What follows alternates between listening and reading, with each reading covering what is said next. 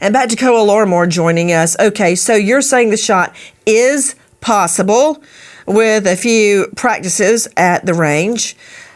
What else can you tell me about the weapon that we believe was used? Next thing we're going to hear, it's not that weapon. It was somebody else's weapon that hasn't been recovered.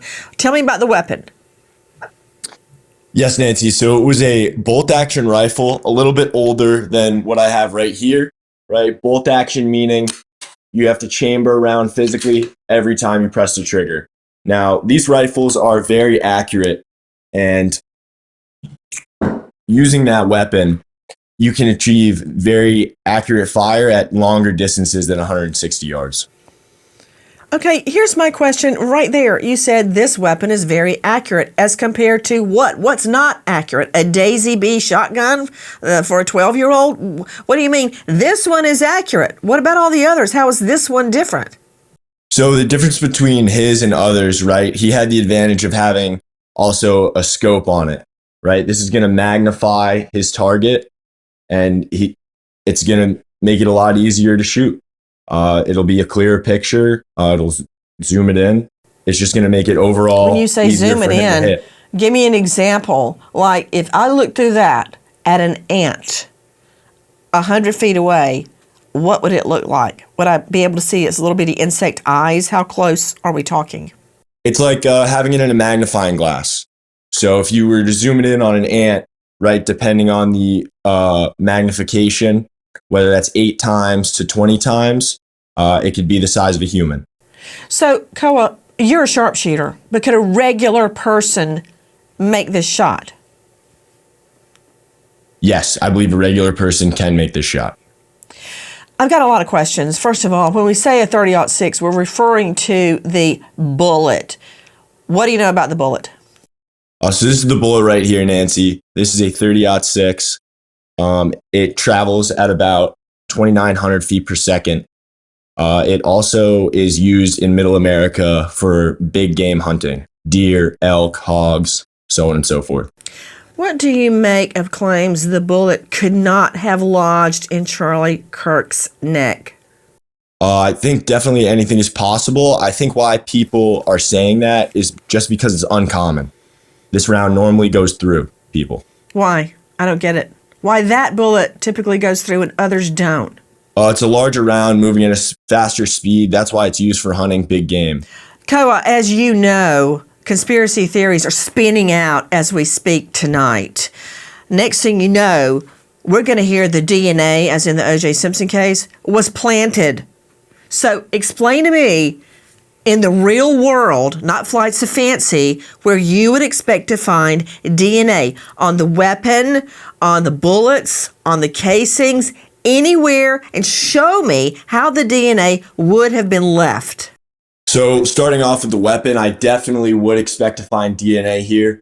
I'd expect to find it first and foremost on the trigger, right? Also right where I'm holding my hand, on the grip of the stock. Also, when you're chambering around, you're grabbing this lever, so DNA is on there as well. And then finally, you're going to put your cheek on the stock. So saliva and stuff is going to go on here while you're breathing. Your face is on it. DNA. This is definitely going to be a DNA point as well. Well, how are you getting spit on the gun? What, Koa? So you're breathing when you're taking your shot, right? So your mouth is going to be open, right? And could be found right there on the back of the stock. That's explaining a lot. What about the bullets? So there's definitely going to be DNA on there as well. While loading the rounds, right? You have to load them into the chamber, the magazine. So you're definitely going to have DNA on the bullets as well, unless you're extremely careful using gloves. Speaking of the bullets, Koa Lorimor, evidence suggests that the killer engraved the bullets. That's another question for the shrink. What lonely dude is sitting at home engraving bullets? But that said, how in the heck do you engrave bullets, Koa? So it's very easy, Nancy. First of all, I assume take some kind of Dremel tool right here, and that spins this drill bit and allows you to carve into the side of the casing or bullet. How long would that take? I mean, you have to have pinpoint precision to engrave a bullet. How do you do that? Have you ever seen it done? It's actually pretty quick. It's like writing with a marker, basically. Your handwriting might not be the best, but the message will get across. Have you ever seen it done, Koa? I've never seen anyone in my line of work engrave on their bullets, no. Because you're normal, okay? You're not hunched over an engraving desk down in the basement of mommy's house with a light hanging over your head engraving a bullet.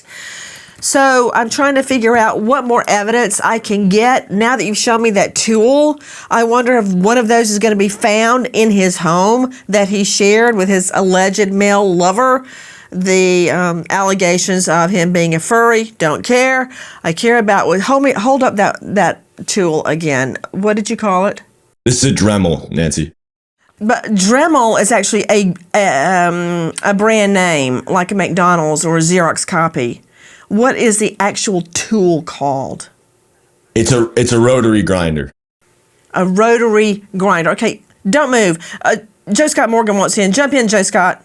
Yeah, I was, and well done by Coda. He described this down to a T relative to DNA deposition. Two things here. First off, this weapon, it's a Mauser 98. That means it has an internal mag, which means it's not external, where you see external magazines. So the perpetrator would have had to have loaded this internally, where you're pushing the rounds down. Point of contact would probably be the thumb over and over and over again until he gets the internal magazine topped off. Now, back to the Dremel tool. What's going to come into play here, Nancy, is they're going to reach out probably to their question document section, I would imagine, within the FBI. They're going to get samples of this guy's handwriting, and they will try to compare it. They'll try to compare it to what was left behind on the casings themselves, on that soft metal casing where he would have engraved at that point in time. And yeah, I know that it's kind of a long shot, but there are just certain things, are what are referred to as neuromuscular responses between our eyes and our writing, that you can't change. There will be features there that will be identifiable relative to his handwriting. Koa Lorimor, I know you heard all that Joe Scott just said, which was a lot of information. You are a former Army sniper. You can make this shot. You say a regular person could make the shot. How long did you train? What does that mean to be an Army sniper? First off, Army sniper school is 5 weeks long. Also, I've trained for 2 years to become an Army sniper. And then you have follow-on schools, which I competed in the International Sniper Competition, and I also participated in Army Mountain Rifleman course. So that's the Army's Mountain Sniper School.